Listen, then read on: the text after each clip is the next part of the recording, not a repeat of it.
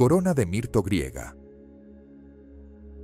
No todos los descubrimientos arqueológicos están en museos. A veces, si tienes mucha suerte, encontrarás uno debajo de tu cama. Ahí es donde esta muy antigua y muy valiosa corona griega de mirto dorada fue descubierta en Somerset, en Inglaterra, en mayo de 2016. Su dueño no tenía idea de su verdadero valor y la mantuvo dentro de una vieja caja de cartón sucia durante años. La corona tiene aproximadamente 2300 años de antigüedad y vale más de $100.000.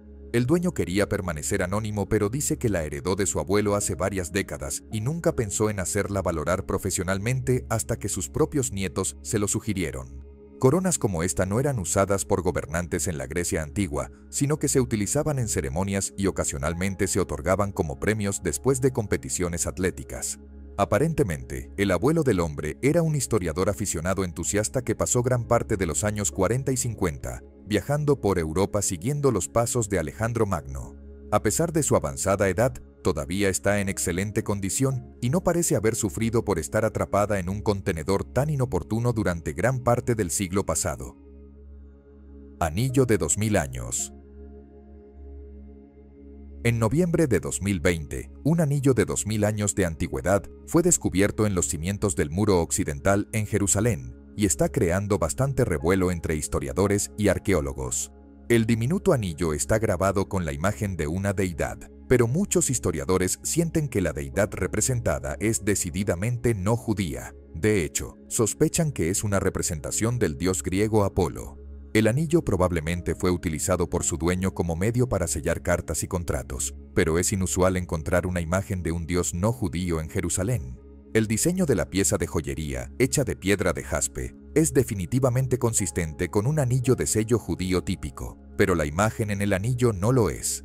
Los expertos han especulado que el portador podría no haber adorado a Apolo, pero quería expresar las mismas cosas que Apolo representa según la creencia griega antigua: éxito, pureza, salud y luz. Incluso si eso es cierto, habrían estado tomando bastante riesgo al usarlo. Para la gente de la época, probablemente habría sido visto como blasfemo. Estela funeraria. Los arqueólogos en Italia han encontrado muchos sarcófagos romanos antiguos a lo largo de los años, pero descubrimientos como el siguiente son mucho más raros. Es una estela funeraria que data de la era imperial romana, acompañada por un retrato en relieve de la persona que está siendo enterrada. El artefacto fue encontrado en Bucchianico, en Abruzzo, en febrero de 2023 durante trabajos en la carretera. Curiosamente, no hay señales de una tumba cercana. Es posible que la estela fuera movida de su ubicación original en el pasado distante por razones desconocidas.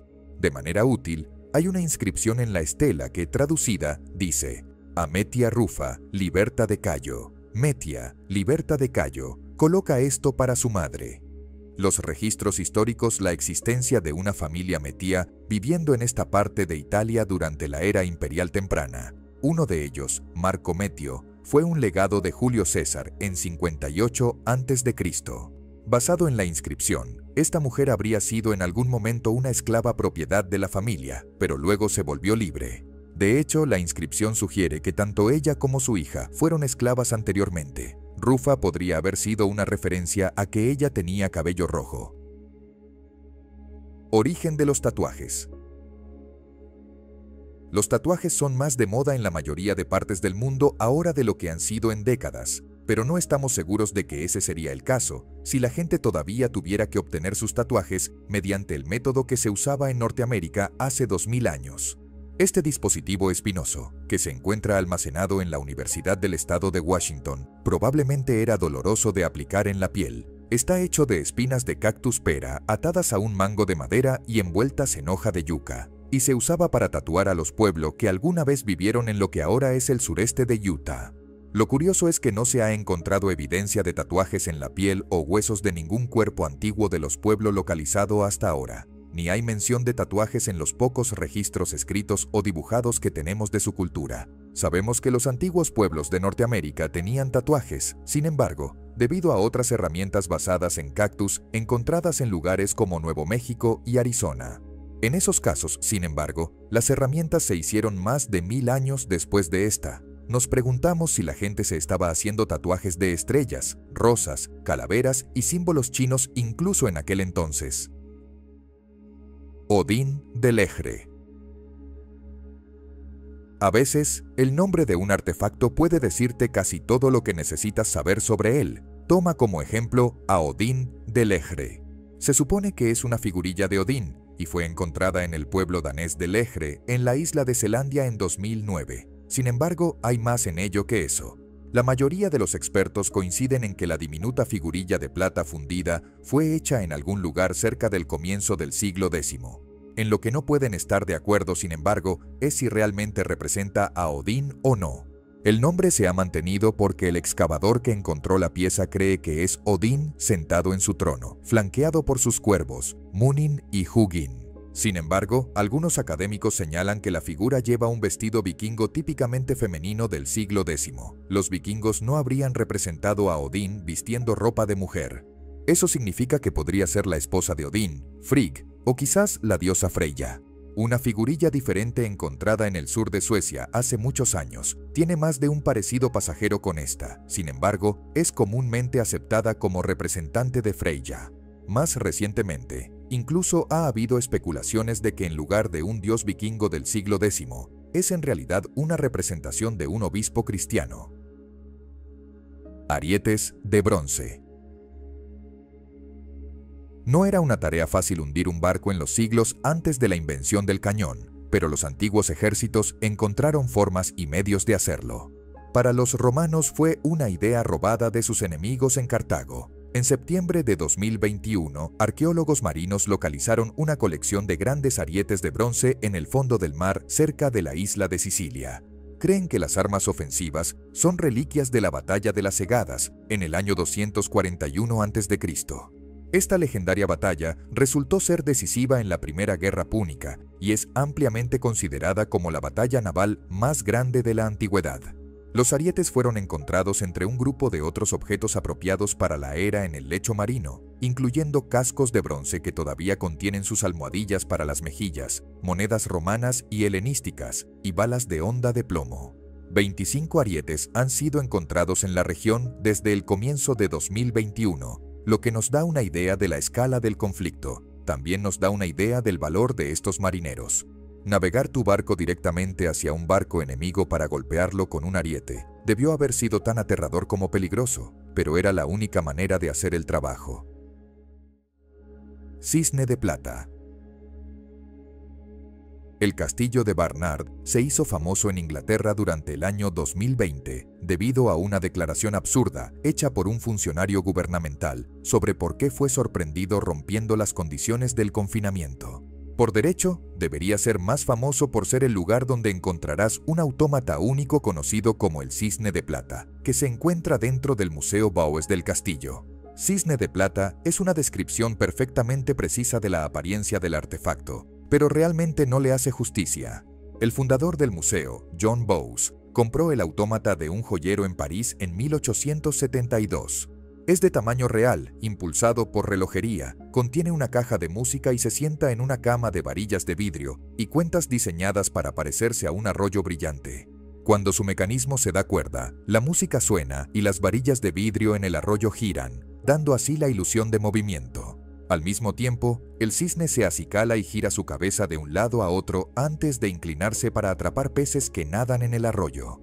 Se cree que el cisne fue construido por James Cox y John Joseph Merlin en 1773 y pasó tiempo en Londres antes de ser vendido al comerciante parisino. Originalmente, tenía una cascada detrás de él, pero fue robada mientras el cisne estaba siendo exhibido en el siglo XIX. Cuchara de la calavera. Continuemos con algo caprichoso, pero también un poco macabro, las cucharas de la muerte de Yorkshire. Estos peculiares instrumentos de comedor datan del siglo XVII. A pesar de su apariencia lúgubre, los expertos piensan que fueron mayormente dados como regalos de bautismo a una familia en Yorkshire, en Inglaterra. Cada una de las cucharas tiene calaveras grabadas en la parte superior de sus tallos y está grabada con el mensaje: vive para morir en un lado y muere para vivir en el otro. El nombre correcto para cucharas como esta es cucharas de la cabeza de la muerte. brevemente se pusieron de moda a mediados del siglo XVII en esta parte de Inglaterra y están asociadas con una familia conocida como los Strickland de Boynton Hall. Eran propietarios de tierras acaudalados de la era y se les acredita con introducir el pavo a Inglaterra durante el siglo XVI. Recientemente, el historiador David Constable ha comparado el año de creación de cada cuchara con los registros de nacimiento de la familia Strickland y encontró que se alinean perfectamente. Podrías decir que los nuevos Strickland nacieron literalmente con una cuchara de plata en la boca, o al menos una con la que comer en su bautizo. Cofre de Bimarán. El soldado de la Compañía Británica de las Indias Orientales, James Lewis, llevó una doble vida en el siglo XIX. También era conocido como Charles Mason y, bajo la apariencia de masón, era un arqueólogo notable. Posiblemente el mayor de todos sus descubrimientos fue el cofre de Bimarán, que encontró durante su estancia en Afganistán en la década de 1830. A menudo se describe como un relicario, pero no hay evidencia de que alguna vez contuviera restos humanos. Sin embargo, contenía algunas monedas muy controvertidas. Tanto el cofre como las monedas datan del primer siglo antes de Cristo, y las últimas están estampadas con el nombre del rey indo-escita Ases II. La controversia aquí es que varios historiadores no creen que Ases II haya existido, y que la persona considerada Ases II es en realidad Ases I, regresando para un segundo reinado como rey. Igualmente controvertida es la representación de un Buda en las inscripciones decorativas del cofre, que se dice son las representaciones más antiguas conocidas del Buda en cualquier forma, y lo muestran con un atuendo y una pose atípicos. Los arqueólogos están seguros de que tienen la edad correcta del artefacto, pero la combinación de monedas de un rey inexistente y un Buda no familiar hace que muchos historiadores vean el cofre de Bimarán con sospecha. Cruces de piedra armenias.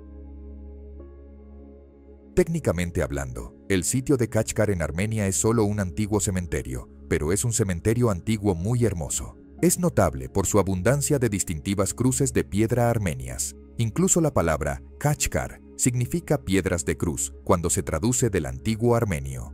El tallado de piedras de cruz se considera una forma antigua de arte en Armenia, involucrando intrincados patrones de nudos que pueden llevar horas o incluso días para crear, dependiendo del tamaño del marcador de la tumba. Las estelas en Kachkar varían en edad, pero algunas de ellas tienen más de 1000 años. La mayoría, sin embargo, fueron talladas entre los siglos XVI y XVII, cuando 3 maestros talladores vivían en las áreas. Eran llamados Melisset, Arakel y Kiram Kasmok, y se les juzga por haber elevado colectivamente el estándar de la forma de arte introduciendo imágenes más elaboradas, incluyendo ángeles, escenas de bodas y santos a los patrones. Algunas de las cruces de piedra de este periodo incluso incluyen representaciones de la vida cotidiana de las personas para quienes fueron hechas. Una vez hubo un cementerio Kachkar mucho más grande en Armenia, pero lamentablemente fue destruido durante la era soviética del país. Espada antigua china. Encontrar una espada antigua en China es un evento notable para un arqueólogo, pero no necesariamente es inusual. Es la tierra de miles de guerreros antiguos, y muchos de ellos fueron a sus tumbas con sus armas a su lado. Lo que hace que esta espada en particular, que fue descubierta en una tumba en la ciudad china de Xinjiang en enero de 2017, sea un hallazgo tan especial, es el hecho de que se recuperó en tan buenas condiciones que todavía brilla a la luz. Eso a pesar del hecho de que la hoja tiene más de 2300 años de antigüedad. Debe parte de su estado de conservación casi perfecto al hecho de que pasó todo el tiempo dentro de su vaina en una tumba fresca, seca e inalterada.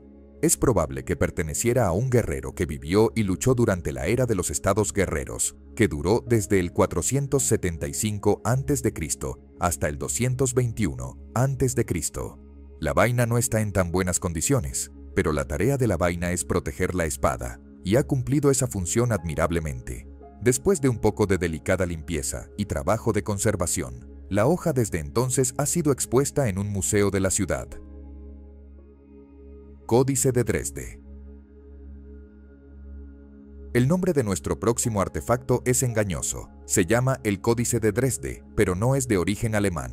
De hecho, es una reliquia de México precolombino y fue muy probablemente creado en o alrededor de Chichén Itzá durante el siglo XI. Es bonito de mirar, pero un estudio más detallado de él podría causarte preocupación.